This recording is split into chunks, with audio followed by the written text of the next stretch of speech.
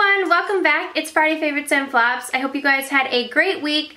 I'm just going to get into my favorites. I posted a haul yesterday. It was drugstore. I was meant to post the whole thing, but as I was editing it, I was like, I talk too much.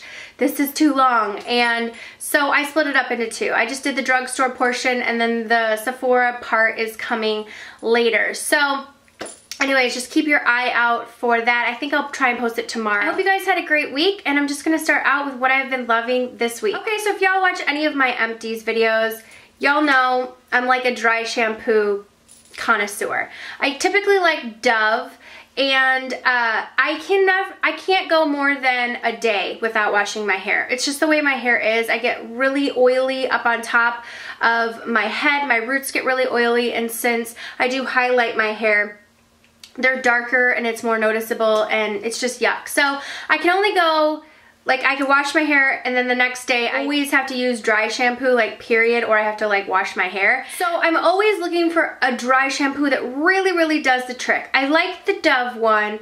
It smells really good, and that's like a thing that I really love. It's really a refresher. It does leave a little bit of a white cast that you have to really work on making sure you spray it on, let it soak it all up, and then rub your hands through it.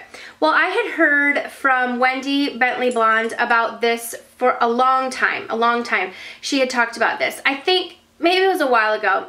I'm not sure if she still uses this one or a Batiste one, but she had mentioned the Psst brand, and this says it's the true original dry shampoo. So it refreshes and revives, extends blowout and color. It was $4.99 at Ulta, so I'm like, okay, $4.99, that's like what I would pay, like $1 more maybe what I would pay for Dove. So I decided to pick it up and try it. I love it. I love this. It is lighter on my hair, and it actually makes my hair, like when I spray it on, it doesn't leave a white cast. It just really does a great job at absorbing those oils, and I just let it like saturate in my hair. I don't find that it leaves that white cast, but if you have darker hair, I'm not quite sure if you would notice it more, but I'm kind of sensitive to that, and I don't find that it leaves that at all, but really makes my hair very manageable. It does a great job at absorbing the oils. One of the best that I've found. So definitely pick up the Psst brand if you have a chance and give it a shot. It doesn't smell as good as the Dove does to me, but I don't really need that as much as I need those oils absorbed. So this does the job for the oils. So I posted a Tarte video this week with my friend Tawny, and there is a giveaway in that. So it was posted on Wednesday. Check that giveaway out. A lot of you guys commented on my eyebrows. A couple of friends actually were like, oh, I couldn't stop looking at your eyebrows. I swear my eyebrows are like the major topic of conversation just because they are so wild. You guys remember that show, like, What Wild and Crazy Kids? It's like the one, it was on Nickelodeon? Yeah, Nickelodeon. You know, like Wild and Crazy Kids, they would do like wild stuff. I don't know, it wasn't really that wild. But anyways, that's how I feel like my eyebrows are, like Wild and Crazy Kids. I was talking to my friend Tawny as we were working out the details of the collab, and she said something, I was like, dude, your eyebrows are amazing. And I was talking to her about her eyebrows, and she's like, I have to keep up with them like all the time and trim them and whatever. And I'm like, did you say trim them? And she's like, yeah. And I mean, I've trimmed my eyebrows before, and when I went and got them waxed, they did do a little bit of trimming, but I realized that mine are wonky, and sometimes it can make the lines look more sharp if I don't have like a stray Wild and Crazy Kid hair. I picked up these scissors at Ulta, and they were, I believe, $4. They're the Ulta brand scissors, and they kind of have like a little curve to them, and it makes it really easy to get right in there. They're very sharp, very small detail scissors, and so I just like comb up some of my eyebrows and trim them so that they're not like, one isn't like super wonky, and it has seemed to really help shaping my brows, so, or keeping up with the shape of my brows. So I just wanted to mention that if you hadn't thought of trimming some, if you have like wild hairs like I do that go every which direction, try trimming them, and you know, these little scissors come in handy. So for my eyes this week, I've been pretty faithful to two different combinations. One I mentioned in the video that I put up yesterday, that haul video. I wore that new color tattoo in Caramel Cool. It's a nice coppery metallic color. I wore that on my lid with Max Tan pigment over it. And I've been using this palette even in that look just to warm up the crease. And then the second combination is what I do have on my eyes today. It's a little bit more taupey. I've been putting down Benefit's Cream Shadow, and this is in the color Birthday Suit. It's just a really beautiful, light taupey shade.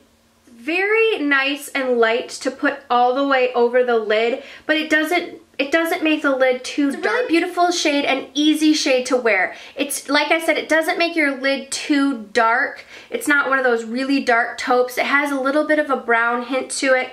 Anyways, I've been putting on top of it, I've been using Sigma's Warm Neutrals palette. Now I've done a lot of tutorials on this, especially around Valentine's Day. I did 2 different tutorials, like a sultry look and then like a very romantic look. I will link those below if you're interested. I am obsessed with this palette. I purchased it right a little bit after it came out. I didn't get it in the kit, but it's still sold on their website individually. I love it. It's $39. And I do have a 10% off discount code that I will link below. That will just help with anything. But this is the color right here that I've been putting on top, and it's called Fawn. And it's a beautiful metallic color. I think it pairs really well with this. It's like that taupey metallic, and it just, putting that base down under it really just enhances it right there. So I love the way these two look together. That is what I have all over my lid today. And then in the crease, I've just been using these 2 colors right here. This is a matte pink, and although it does not look like it is anything special, it's a really nice transition color. It's extremely pigmented and smooth. Like, that was one swipe. I find these blend so well. It's so much more pink than I thought it would be. Like, I thought it would be just like a light dusty color. No, it's really, really nice. And I mean, even this one up top is a really nice color that I put in my crease in that haul video with the copper. This one has a little bit more of orangey tones to it. As you can see, this is more pink tone, but both really beautiful matte transition colors. And then in my outer corner today, I have these 2 colors right here. One is like a really nice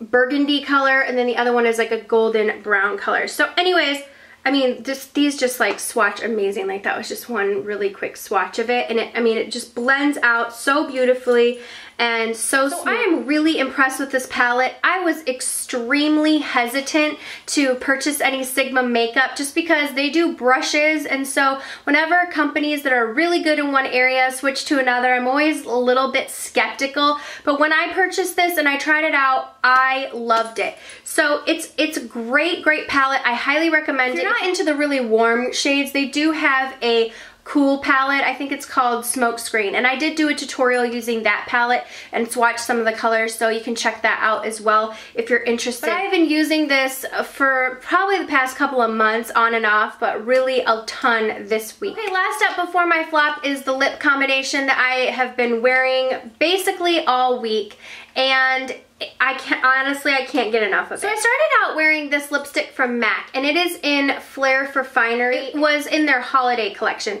It is a really pale nude color, a nudie pink color.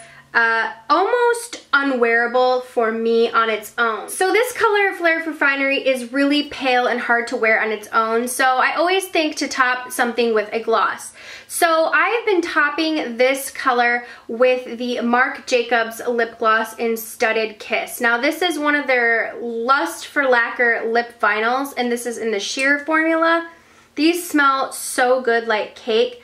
It's a really beautiful sheer berry color, and it has a little bit of shimmer in it, but it's pretty much undetectable. So I've just been putting that down and then topping it with the gloss, and I love it. So let me put it down. Let me just top it with the gloss, and just so you can see, it just makes it like a milky, lighter pink color. It's not as deep as the berry. When you put it on, depending on how much of the gloss you put on, it just makes this beautiful milky color. So you can do that with any of your pale nudes that you find difficult to wear in the wintertime.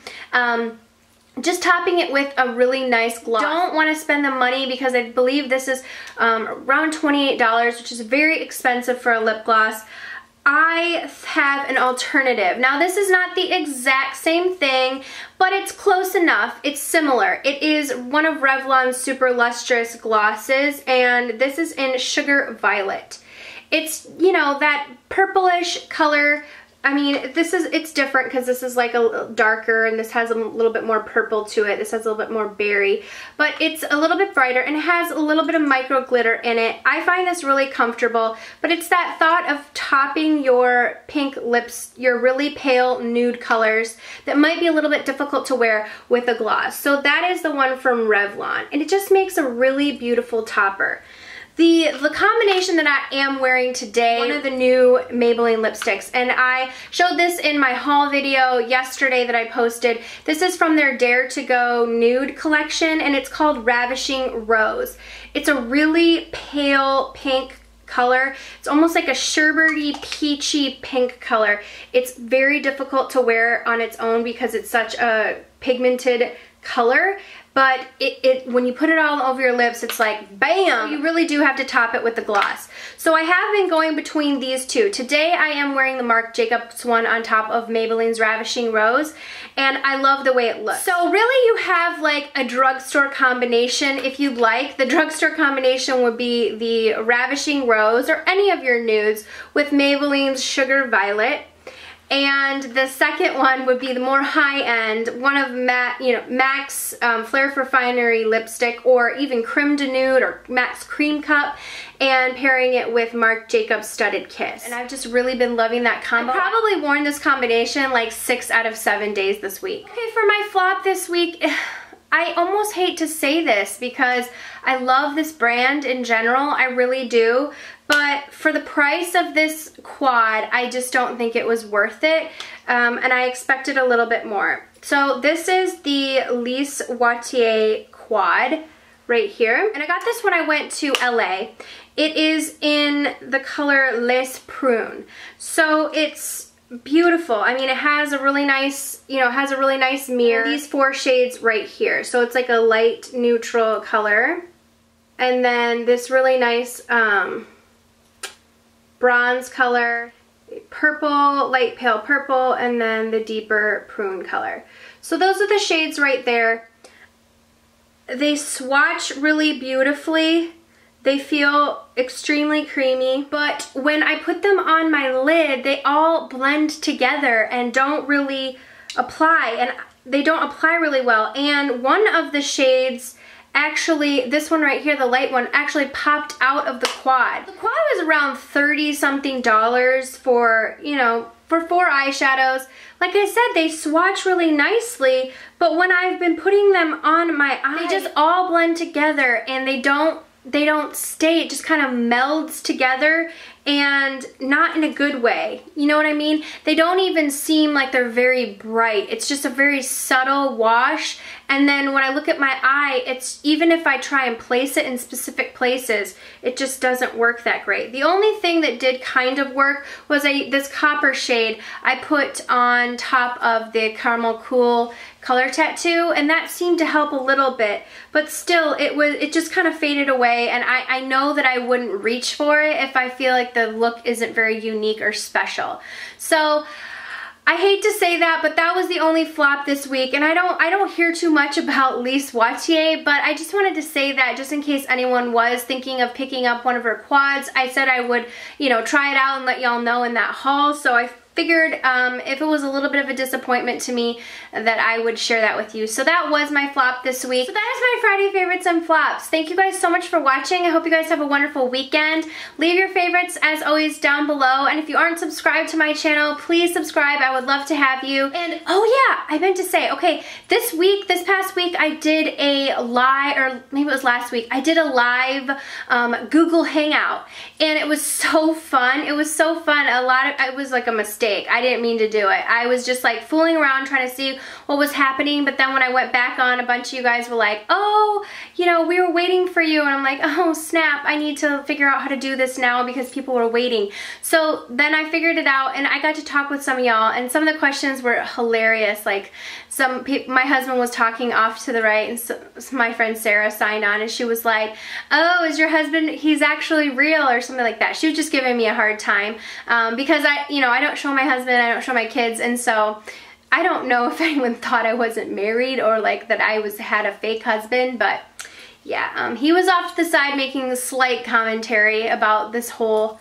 YouTube thing. So anyways, it was really fun. I'm going to try and do it again sometime because a lot of you guys said it was nice to see another side of me. Like, I don't know if I'm not that relaxed in my videos, but a lot of you could just see like a more candid side of me. I try and be candid in my videos, but yeah, it was just fun answer. It was like a major girl talk hangout. Plus, I had no makeup on and my hair was in a top knot and I looked like a hot mess, but it was fun. It was fun to hang out. So I'm going to try and do that again, maybe like twice a week. Twice a week. I'm kidding. I meant twice a month. So like every 2 weeks to do it. One of the Google Hangouts. So anyway, so subscribe to my channel so that if I do one of those that you get to see it. So alright everyone, have a great weekend. Thanks so much for watching. I'll see you all in the next video. Mwah.